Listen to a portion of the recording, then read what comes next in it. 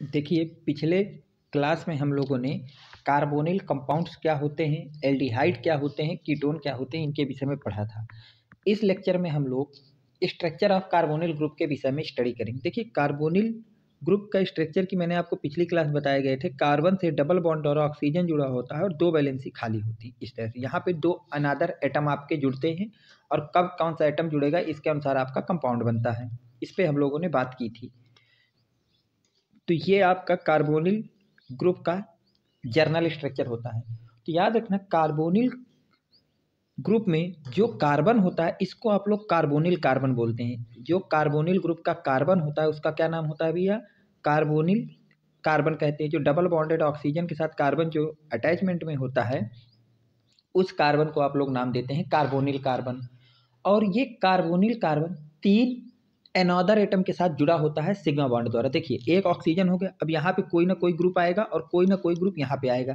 तो ये जो कार्बोनिल कार्बन होता है ये 3 अदर एटम के साथ सिग्मा बॉन्ड के द्वारा जुड़ा होता है। इस बात को याद रखना। तो मैं लिख देता हूँ, carbonyl carbon atom is joined to 3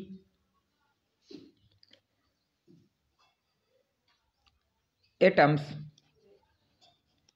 by sigma bond. इसको लिख लीजिए, मैं इस चीज को समझाता हूँ। सिग्मा बॉन्ड्स लिख गया? ओके। देखिए, अब आपको पता है कि कार्बोनिल ग्रुप में अगर हम एल्डिहाइड ग्रुप लिखें तो एल्डिहाइड का मतलब ये होता है यहाँ पे H और यहाँ पे R। तो देखिए, ये कार्बन ऑक्सीजन से जुड़ा है, हाइड्रोजन से जुड़ा है और इससे जुड़ा है। अगर हम लोग कीटोन को लिखें तो कीटोन कैसे लिखेंगे? इस तरह से लिखेंगे।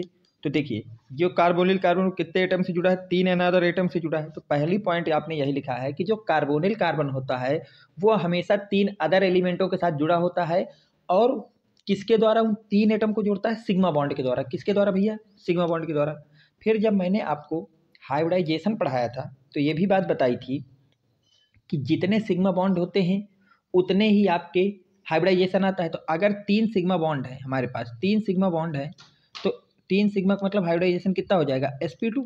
3 सिग्मा का मतलब कितना हाइब्रिडाइजेशन होगा? कार्बन का, कार्बोनिल कार्बन का हाइब्रिडाइजेशन sp2 होगा। तो यहां से लिख देता हूं, the carbonyl carbon,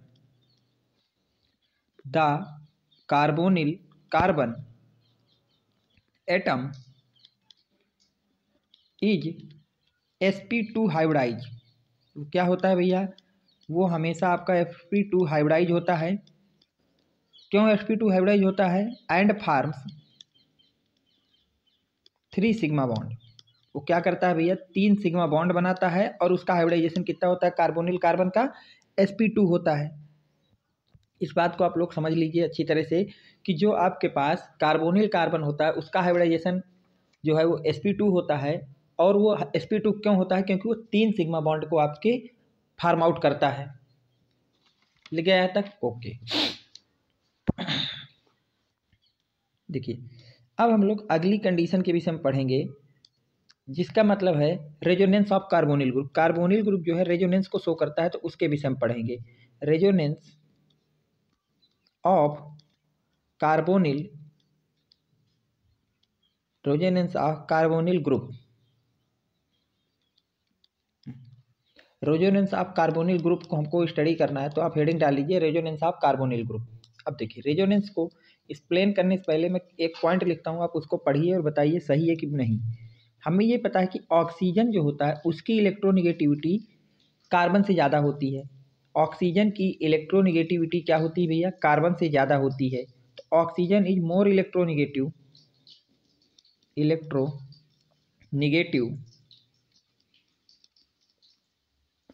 oxygen is more electronegative किससे भैया? कार्बन से ज़्यादा इलेक्ट्रोनिगेटिव होता है द इलेक्ट्रॉन। तो इसके कारण जो इलेक्ट्रॉन होता है, कौन सा वाला? जो ऑक्सीजन और कार्बन के बीच में बॉन्ड फॉर्मेशन में यूज किए जाते हैं, वो इलेक्ट्रॉन आपके कहाँ चले जाते हैं? इलेक्ट्रॉन ऑफ बॉन्ड, जो बॉन्ड वाले इलेक्ट्रॉन होते हैं वो ऑक्सीजन की तरफ अट्रैक्ट हो जाते हैं। वो किधर अट्रैक्ट हो जाते हैं भैया? ऑक्सीजन की तरफ अट्रैक्ट हो जाते हैं, attract towards oxygen, towards oxygen. तो पहली बात हमको ये पता चली कि कार्बन और ऑक्सीजन में ऑक्सीजन की इलेक्ट्रोनेगेटिविटी ज़्यादा है, इसके कारण जो ऑक्सीजन और कार्बन के बीच बॉन्ड बनता है उसका बॉन्ड फॉर्मेशन में जो इलेक्ट्रॉन यूज होते हैं वो इलेक्ट्रॉन ऑक्सीजन की तरफ अट्रैक्ट होते हैं या ऑक्सीजन की तरफ जाने की कोशिश करते हैं। यहाँ तक आप लिख लीजिए। लिख गया भैया?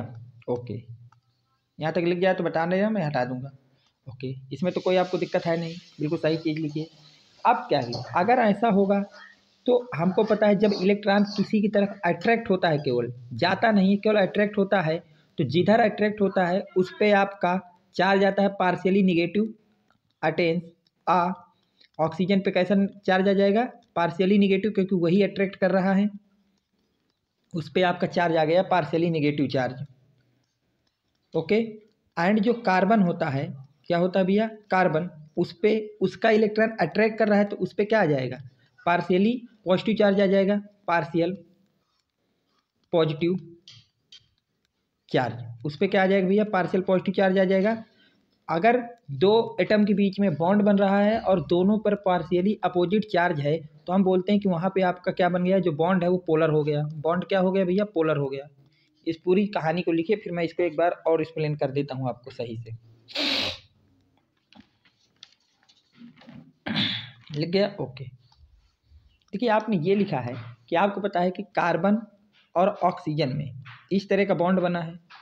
अब इसमें से अगर हम इलेक्ट्रोनिगेटिविटी की बात करें, किसकी बात करें भैया? इलेक्ट्रोनिगेटिविटी की, तो ऑक्सीजन की ज़्यादा है कार्बन से। तो अगर ऑक्सीजन की ज़्यादा है कार्बन से तो ये ऑक्सीजन क्या करेगा? कार्बन वाले इलेक्ट्रॉन को अपनी तरफ अट्रैक्ट करेगा। अगर इसको अट्रैक्ट करेगा तो इस पर पार्शियली निगेटिव चार्ज और इस पर पार्शियली पॉजिटिव चार्ज आ जाएगा। हमको पता है जो अट्रैक्ट करता है उस पर पार्शियली निगेटिव चार्ज आता है और जिससे अट्रैक्ट करता है उस पर प्लस पार्शियली पॉजिटिव चार्ज आता है। ऐसा करने के बाद दूसरी चीज़ क्या होती है? जब यहाँ पे दो एटम के बीच में पार्शियली चार्ज क्रिएट हो जाता है तो वहाँ पे बोलते हैं कि हमारे पास पे जो बॉन्ड बना है वो पोलर बॉन्ड है, वहाँ पे पोल क्रिएट हो गया। जब भी पॉजिटिव चार्ज और निगेटिव चार्ज, पार्शियली पॉजिटिव और निगेटिव चार्ज स्मॉल डिस्टेंस में एक दूसरे से रखे होते हैं तो वहाँ पे हम कहते हैं पोल बन गया। तो अगर ऐसा चार्ज क्रिएट हो रहा है दोनों एटम के बीच में, इसका मतलब जो बॉन्ड है वो पोलर है। बॉन्ड कैसा है भैया? पोलर। तो पहले पॉइंट में आपको कोई दिक्कत नहीं होगी, लिख लीजिए। ओके, चलिए अगला पॉइंट की बात करते हैं। अगर यहाँ पे बॉन्ड पोलर हो गया तो इसके लिए डाइपोल मूवमेंट डिफाइंड हो जाएगा। क्या डिफाइंड हो जाएगा भैया? Dipole movement. तो आपको केवल याद रखना है कि जो आपके पास कार्बोनिल ग्रुप का डाइपोल मूवमेंट होता है वो काफ़ी ज़्यादा होता है, वेरी हाई डाइपोल मूवमेंट। उसका जो डाइपोल मूवमेंट होता है वो क्या होता है भैया? काफ़ी हाई होता है। और इसकी वैल्यू आपको याद रखना 2.3 से लेकर 2.8 डेवाई के बीच में होती है। इसकी जो डाइपोल मोमेंट की वैल्यू होती है वो 2.3 से लेकर 2.8 डेबियाई के बीच में होती है। ठीक है, तो डाइपोल मोमेंट की जो वैल्यू है वो 2.3 से लेकर 2.8 डेबियाई के बीच में होती है। ठीक, इस बात को याद रखना है कि कार्बोनिल ग्रुप का मैग्नेटिक मोमेंट कितना होता है? 2.3 से लेकर 2.8 डेबियाई के बीच में होता है। लिख लिया? ओके, अगली चीज़ हमने अभी देखा कि जो कार्बोनिल कार्बन था उस पर पार्शियली पॉजिटिव चार्ज आ गया था, तो उस चीज़ को मैं लिखता हूँ carbon has partially positive charge, partially positive charge. Then अगर इस पर पार्शियली पॉजिटिव चार्ज है, इसका मतलब जिस भी चीज़ पे आपका चार्ज पॉजिटिव होता है तो वो आपका इलेक्ट्रोफाइल की तरह बिहेव करता है। इस बात को याद रखना, जिस भी चीज़ पे आपका पॉजिटिव चार्ज है वो आपका किसकी तरह बिहेव करेगा? इलेक्ट्रोफाइल की तरह। तो कार्बन पे हमारा पॉजिटिव चार्ज क्रिएट हुआ है तो हम उसको किसकी तरह बिहेव करेंगे भैया? इलेक्ट्रोफाइल की तरह। उसको किसकी तरह बिहेव कराएंगे? इलेक्ट्रोफाइल की तरह बिहेव कराएंगे। अगर ये इलेक्ट्रोफाइल है तो इस पर अटैक हमेशा न्यूक्लियोफाइल करेगा। हमेशा कौन करेगा भैया? And attack nucleophile. इस पे अटैक हमेशा कौन करेगा भैया? न्यूक्लियोफाइल करेगा। इस बात को याद रखना कि जो आपका कार्बन होता है उस पर पार्शियली पॉजिटिव चार्ज होता है, पॉजिटिव चार्ज के कारण वो आपका इलेक्ट्रोफाइल की तरह बिहेव करता है और इलेक्ट्रोफाइल हमेशा न्यूक्लियोफाइल के साथ रिएक्शन करता है। रिएक्शन हमेशा इलेक्ट्रो और न्यूक्लियोफाइल की होती है। तो अगर आपने किसी ऐसे रिएजेंट से रिएक्शन करा रहे हो कार्बोनिल कंपाउंड की जो न्यूक्लियोफिलिक नेचर का है, कैसा नेचर का है भैया? न्यूक्लियोफिलिक, तो हमेशा कार्बन पे अटैक करेगा। किस पे अटैक करेगा भैया? कार्बन पे। इस बात को याद रखना आप लोग, लिख लीजिए भैया। यहाँ तक लिख गया? ओके, अगला पॉइंट। अब हमने ये भी देखा कि जो ऑक्सीजन था, क्या था भैया? ऑक्सीजन, उस पर पार्शियली निगेटिव चार्ज था, हैज पार्शियली निगेटिव चार्ज। उस पर कैसा चार्ज था भैया? पार्शियली निगेटिव चार्ज था। तो क्या हुआ देन, अगर किसी भी एटम पे आपका पार्शियली निगेटिव चार्ज है तो वो हमेशा न्यूक्लियोफाइल की तरह बिहेव करता है। किसकी तरह बिहेव करता है भैया? न्यूक्लियोफाइल की तरह। तो यहाँ पे ऑक्सीजन इज बिहेव, वो किसकी तरह बिहेव करेगा भैया? एज आ न्यूक्लियोफाइल। किसकी तरह बिहेव करने लगता है भैया? न्यूक्लियोफाइल की तरह बिहेव करने लगता है। अगर ये न्यूक्लियोफाइल है तो इस पर अटैक कौन करेगा? अभी मैंने बताया कि इलेक्ट्रोफाइल और न्यूक्लियोफाइल आपस में रिएक्शन करते हैं, तो इससे पे अटैक आपका कौन करेगा भैया? इलेक्ट्रोफाइल। इलेक्ट्रोफाइल जो है इस पे अटैक करेगा ई प्लेन। तो याद रखना कि अगर आपने रिएक्शन कार्बोनिल कंपाउंड की इलेक्ट्रोफाइल से करा रहे हो तो इलेक्ट्रोफाइल हमेशा ऑक्सीजन पे रिएक्शन कराएगा, और अगर न्यूक्लियोफाइल से कार्बोनिल कंपाउंड की रिएक्शन करा रहे हो तो वो हमेशा कहाँ पे अटैक करेगा? कार्बन पे अटैक करेगा। तो सिंपल सी बात है, यहाँ तक लिख लिया होगा कि ये हो गया कार्बोनिल ग्रुप। अगर आपने न्यूक्लियोफाइल लाए हो, क्या लाए हो भैया? न्यूक्लियोफाइल, तो वो हमेशा यहाँ अटैक करेगा। और अगर आप रिएक्शन करा रहे हो इलेक्ट्रोफाइल से, किससे करा रहे हो भैया? इलेक्ट्रोफाइल से, तो इलेक्ट्रोफाइल हमेशा अटैक कहाँ पे करेगा? ऑक्सीजन पे करेगा। इस बात को याद रखना, न्यूक्लियोफाइल हमेशा कार्बोनिल कार्बन पे अटैक करेगा और इलेक्ट्रोफाइल हमेशा कार्बोनिल के ऑक्सीजन के पास अटैक करेगा। यहाँ तक लिख लीजिए भैया। ओके, इसके बाद कार्बोनिल ग्रुप के जो रेजोनेटिंग स्ट्रक्चर होते हैं वो केवल 2 स्ट्रक्चर बनते हैं। कितने स्ट्रक्चर बनते हैं? कार्बोनिल ग्रुप रेजोनेंस हाइब्राइज होता है। कैसा होता है भैया? ये रेजोनेंस हाइब्राइज होता है, हाइब्रिड होता है, और 2 स्ट्रक्चर बनाता है। कितने स्ट्रक्चर बनाता है भैया? SO2 structure. SO2 स्ट्रक्चर ये आपके 2 स्ट्रक्चर बनाता है। इस बात को लिख लीजिए, कार्बोनिल ग्रुप जो है रेजोनेंस हाइब्राइज होता है। रेजोनेंस हाइब्राइज का मतलब है जिसके पास रेजोनेटिंग स्ट्रक्चर होते हैं, और कार्बोनिल ग्रुप के पास आपके 2 रेजोनेटिंग स्ट्रक्चर होते हैं। कितने रेजोनेटिंग स्ट्रक्चर होते हैं? 2। भैया लिख लीजिए, फिर मैं बना देता हूँ दोनों को। लिखे यहाँ तक? ओके। पहला रेजोनेटिंग स्ट्रक्चर होता है ये वाला, जिस पे कोई भी चार्ज नहीं, इस तरह से। और दूसरा रेजोनेटिंग, ये रेजोनेट का साइन है, ये रेजोनेंस का साइन है, और दूसरा रेजोनेटिंग स्ट्रक्चर इस तरह से होता है भैया। ओहो सॉरी, दूसरा रेजोनेटिंग स्ट्रेस होता है कि इस पे निगेटिव चार्ज आ गया और इस पे पॉजिटिव चार्ज आ गया। तो ये 2 रेजोनेटिंग स्ट्रक्चर होते हैं इसके, जिसको आपको याद रखना है। पहले वाले को याद रखना, ये रेजोनेंस इन्वॉल्विंग है। रेजोनेंस तो है इसमें, पर ये न्यूट्रल स्ट्रक्चर है। ये कैसा है भैया? Resonance involving neutral structure. पहली चीज याद रखना। दूसरा वाला जो है ये भी रेजोनेंस इन्वॉल्विंग है। ये भी कैसा है भैया? रेजोनेंस इन्वॉल्विंग है। ये भी आपका स्ट्रक्चर कैसा है भैया? रेजोनेंस इन्वॉल्विंग है, पर ये आपका डाईपोलर है क्योंकि इसमें पोल बन गए हैं, तो ये आपका डाईपोलर स्ट्रक्चर है। तो अगर आपसे बोर्ड में 1 नंबर में पूछा जाए कि आप कार्बोनिल कंपाउंड का डाईपोलर स्ट्रक्चर बनाइए तो ये वाला बनाना है, और कहा है आपसे जाए कि आप उसका न्यूट्रल स्ट्रक्चर बनाइए तो ये वाला स्ट्रक्चर बनाना है। तो ये 2 आपके कार्बोनिल कंपाउंड के पोलर हाइब्रिड रेजोनेंस स्ट्रक्चर होते हैं। लिख लीजिए भैया। लिखे? ओके।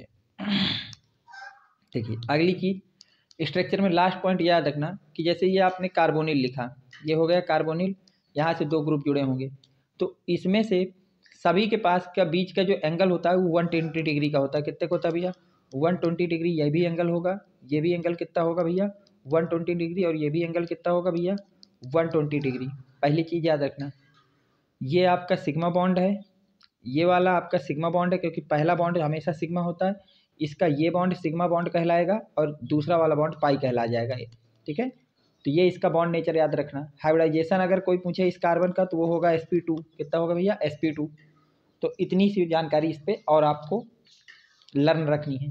नेक्स्ट लेक्चर में हम लोग कार्बोनिल कंपाउंड में एल्डिहाइड के नॉमेनक्लेचर के विषय में बात करेंगे। इस वीडियो को ज़्यादा से ज़्यादा शेयर करिए। Thanks for watching. Next video coming soon.